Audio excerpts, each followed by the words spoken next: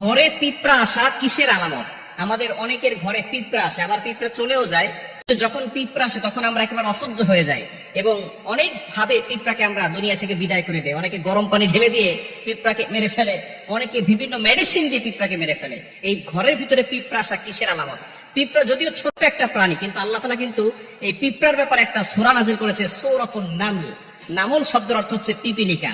সুবহানাল্লাহ বিহামদি। আল্লাহ তাআলা পিপিলিকার নামে একটা সূরা নাযিল করে দিয়েছেন। এবং সুলাইমান আলাইহিস সালাম যখন তিনি বাচ্চা ছিলেন তখন এই পিপিলিকার একটা ঘটনা আল্লাহ কোরআনে বলে দিয়েছেন। কোরআন খুলেন 19 নম্বর পারা 17 নম্বর পৃষ্ঠার 2-3 নম্বর লাইন, সূরাতুন নামলের 18-19 নম্বর আয়াত আল্লাহ বলছেন, হাত্তা ইদা আতাউ আলা ওয়াদিন নাম قالت نملة يا أيها النمل ادخلوا مساكنكم لا يحطمنكم سليمان وجنوده وهم لا يشعرون। সুলাইমান আলাইহিস সালামকে আল্লাহ তাআলা একটা সিংহাসন দিয়েছিলেন। এই সিংহাসন দিয়ে সুলাইমান আলাইহিস সালাম সব জায়গায় যেতে পারতেন এবং সকল প্রাণীর কথা তিনি শুনতে পারতেন। সুবহানাল্লাহ। একজন বাচ্চা পৃথিবীতে এমন ছিল যিনি সারা পৃথিবীর সকল প্রাণীদের ভাষাও বুঝতেন এবং সারা পৃথিবী শাসন করেছেন। তিনি ছিলেন হযরত সুলাইমান আলাইহিস সালাম। এই সুলাইমান আলাইহিস সালাম তার এই দলবল নিয়ে সেখান থেকে যাচ্ছিলেন এক রাস্তা দিয়ে। তখন যে পিপিলিকার নেত্রী ছিল তিনি একজন নারী পিপিলিকা ছিল। এই নারী পিপিলিকা তার সকল পিপিলিকা বাহিনীকে বলছিল, قالت نملة يا أيها النمل ادخلوا مساكنكم لا يحطمنكم سليمان وجنوده وهم لا يشعرون। তোমরা তাড়াতাড়ি করে তোমাদের গৃহে চলে যাও, সুলাইমান আলাইহিস সালাম তার দলবল নিয়ে আসতেছে। সুলাইমান আলাইহিস সালাম তার দলবল নিয়ে আসতেছে, তাদের অজান্তেই তাদের পায়ের আঘাতে আমরা কিন্তু পিষ্ট হয়ে যেতে পারি। তাড়াতাড়ি সুলাইমান আলাইহিস সালামের দলবল আসার আগেই তোমরা তাড়াতাড়ি ভিতরে চলে যাও। সুলাইমান আলাইহিস সালাম এই কথা শুনলেন, শোনার পরে আল্লাহর শুকরিয়া আদায় করলেন আর বললেন, আল্লাহ, একজন পিপিলিকা সে কথা বলছে, নেতৃত্ব দিচ্ছে, একজন পিপিলিকার মাথায় কতটা বুদ্ধি রয়েছে। আল্লাহর শুকরিয়া আদায় করলেন, নিয়ামতের শুকরিয়া আদায় করলেন। হযরত সুলাইমান আলাইহিস সালামের আরো একটি ঘটনা রয়েছে। সুলাইমান আলাইহিস সালাম একবার নদীর পাড়ে বসে আছেন, এমন সময় দেখে দূর থেকে একটা পিপিলিকা তার মুখের ভিতরে একটা গম নিয়ে সামনে হেঁটে হেঁটে যাচ্ছে।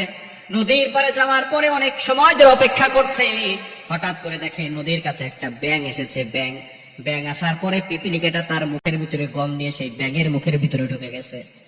ঢুকে যাওয়ার পরে এবার ব্যাঙটা পিপিলিকাকে নিয়ে চলে গেল নদীর তলদেশে। যাওয়ার পরে সুলাইমান আলাইহিস সালাম মনে মনে চিন্তা করলো, হয়তো ব্যাঙটা পিপিলিকা খেয়ে ফেলেছে। কিন্তু কিছুক্ষণ পরে দেখে সেই ব্যাঙটা আবার উঠে এসেছে। উঠে আসার পরে এবার দেখে সেই ব্যাঙটা তার মুখ থেকে পিপিলিকাকে বের করে দিয়েছে, তার মুখে আর গম নাই। সাথে সাথে সুলাইমান আলাইহিস সালাম অবাক হয়ে গেল, দেখলাম তার মুখে গম আছে। আবার ব্যাঙের পেটের ভিতরে ঢুকে গেছে, মুখের ভিতরে ঢুকলো।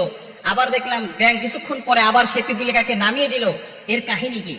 সরাসরি সুলাইমান আলাইহিস সালাম সেই পিপিলিকাকে জিজ্ঞেস করলো, পিঁপড়া, তুমি দেখলাম একটা গম নিয়ে গেলে, আমি মনে করেছি তোমাকে ব্যাঙ খেয়ে ফেলেছে, কিন্তু তোমাকে তো খায় নাই, তুমি সেই গম কি করেছো? এবার পিপিলিকা জবাব দিচ্ছে, আল্লাহর পয়গম্বর, আমাকে আল্লাহ তাআলা একটা দায়িত্ব দিয়েছেন। এই নদীর তলদেশে একটা পাথর আছে, সেই পাথরের নিচে একটা পোকা আছে, সেই পোকাটা হচ্ছে অন্ধ। আল্লাহ পাক রব্বুল আলামিন আমাকে অর্ডার দিয়েছে 3 বেলা তার জন্য আমি একটা গম করে নিয়ে যাব, এবং আমাকে সাহায্য করার জন্য আল্লাহ তাআলা ব্যাঙকে পাঠিয়েছেন। সেই ব্যাঙ আমাকে নিয়ে যাচ্ছে এবং আমরা দুইজনে মিলে তার জন্য খাবার, সেই গমটা তার জন্য এক বেলার খাবার দিয়ে আসি। সুবহানাল্লাহ বিহামদি। সুতরাং যারা আল্লাহর উপরে ভরসা করে, সে যদি অন্ধ হয়, আল্লাহ তাআলা তার খোঁজ খবর রাখেন। রিজিক নিয়ে টেনশন করছেন, রিজিক নিয়ে টেনশন করবেন না। এই ছোট্ট পিপিলিকার মাধ্যমে আল্লাহ তাআলা একটা গম দিয়ে অন্য একটা প্রাণীর রিজিকের ব্যবস্থা করতেছেন সমুদ্রের তলদেশে। সুতরাং আল্লাহ তাআলা যদি সেই প্রাণীকে খাওয়াতে পারেন, আমাকে আপনাকে আল্লাহ খাওয়াতে পারেন না? এজন্য আল্লাহর উপরে ভরসা রাখবেন। আল্লাহ নিজে বলছেন সূরাতুত তালাকের 2-3 নম্বর আয়াতে, ওয়া মান ইয়াত্তাকিল্লাহা ইয়াজআল লাহু মাখরাজা ওয়া ইয়ারযুকহু মিন হাইথু লা ইয়াহতাসিব। যারা আল্লাহর উপর ভয় রাখবে, আল্লাহর তাওয়াক্কুল এবং আল্লাহর ভয় অন্তরে ফিট করবে, তাদের জন্য আল্লাহ তাআলা রিজিকের ব্যবস্থা করে দিবেন। সুতরাং এই পিপিলিকা হচ্ছে যেই ঘরে যায় সেই ঘরে খাদ্য থাকে, এই জন্যই পিপিলিকা আসে। খাদ্য খাওয়ার পরে তারা চলে যায়।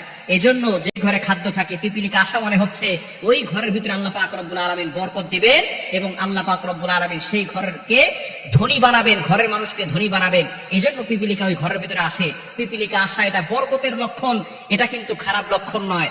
বরকত নিয়ে পিপিলিকা আসে।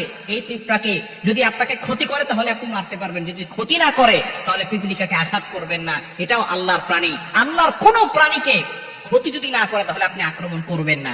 কিছু কিছু প্রাণী আছে যারা ক্ষতি করার আশঙ্কা থাকে, নবী সাল্লাল্লাহু আলাইহি ওয়াসাল্লাম তাদের ব্যাপারে আঘাত করতে বলেছেন। এছাড়া অন্য কোনো ছোট ছোট প্রাণী আছে, আপনি চাইলে তাদেরকে মারতে পারবেন না, কেন তারাও কিন্তু আল্লাহর প্রশংসা করে, আল্লাহর জিকির করে। এজন্য এই বিষয়ে সাবধান থাকবেন। পিপিলিকা আসা মানে হচ্ছে আপনার ঘরের ভিতরে বরকত আসা, আপনার ঘর আলোকিত হবে, আপনার ঘরে আল্লাহ তাআলা সম্পদ দান করবেন, আপনাকে আল্লাহ ধনী বানাবেন। এজন্য পিপিলিকা আসলে আপনি হতভম্ব হয়ে যাবেন না, আপনি আল্লাহর শুকরিয়া আদায় করবেন।